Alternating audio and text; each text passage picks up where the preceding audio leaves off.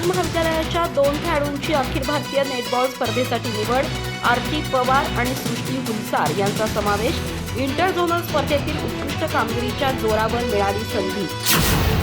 गडिंग्लज इथं शिवराज महाविद्यालयाच्या आरती इराप्पा पवार आणि सृष्टी गणपती हुलसार या 2 खेळाडूंची आंध्र प्रदेशातील कृष्णा विद्यापीठ रुद्रवन मछलीपट्टणम इथं होणाऱ्या अखिल भारतीय आंतरविद्यापीठ नेटबॉल स्पर्धेसाठी शिवाजी विद्यापीठाच्या संघातून निवड झाली आहे.